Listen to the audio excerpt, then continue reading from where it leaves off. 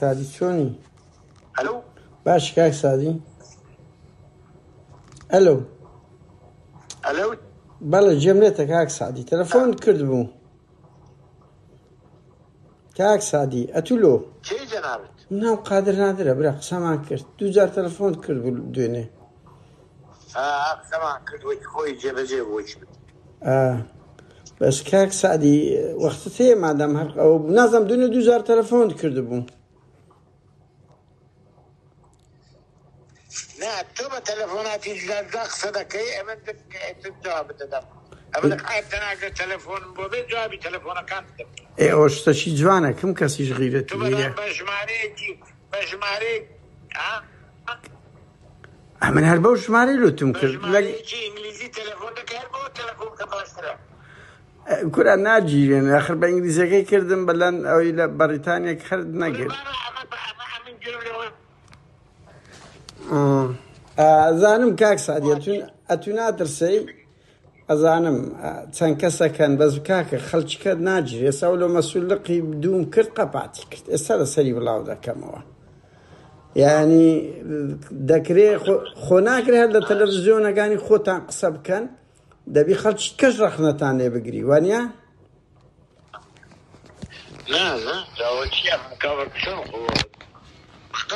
کات قسە بۆ کەناڵەکانی خۆمان ناکەم هەموو کەناڵ دەکەم قسە نانا دەست خۆش بێ لەوەی ئەتو باش لەوەی ئەتوێکی دەرێم ئێوە مەشروع پرسیارەکە بکەن پرسیارەکان بکەن وەڵامەکە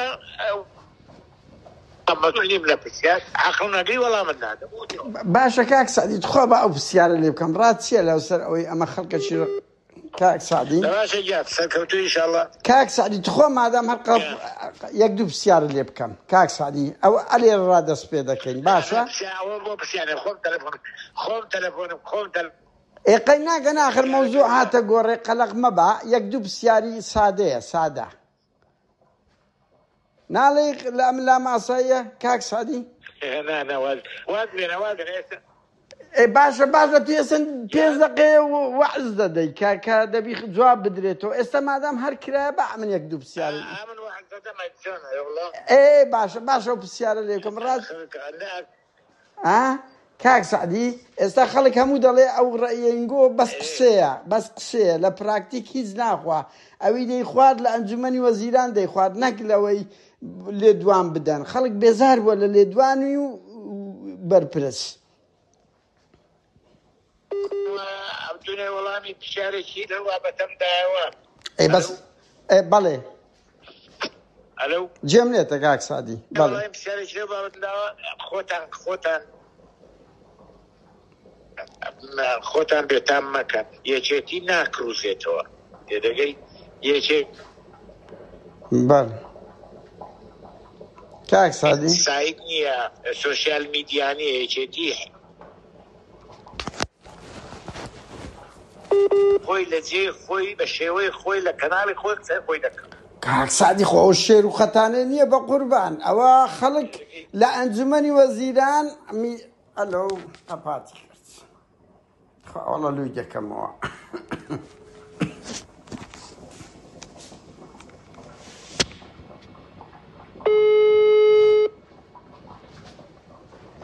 بەڵا خۆش نەبوو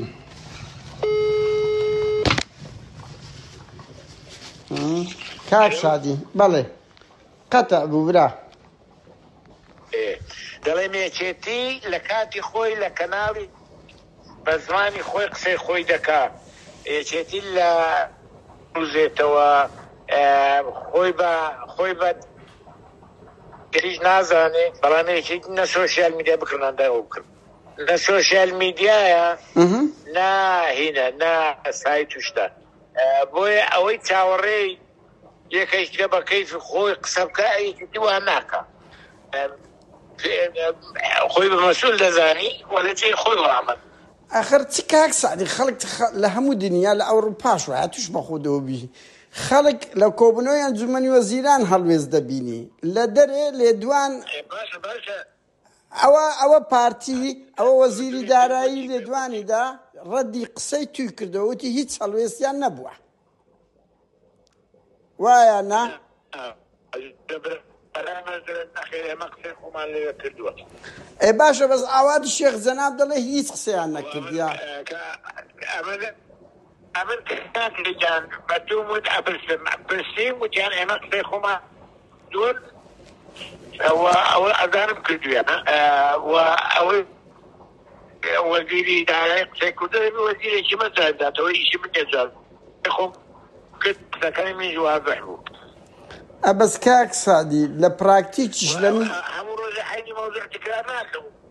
ئەزانم بەس وەزیری دارایی و میدیای پارتی ئەڵێ یەکێتی هیچ مووقفی جیا نەبووە لە چاو حزبەکانی جێم لێ بوو وایە ئەوە على كل حال توش دەزانی ئەوە چۆنە ئەوە من نامەوێ هیچ تعلیقێک عەلێ نادەم.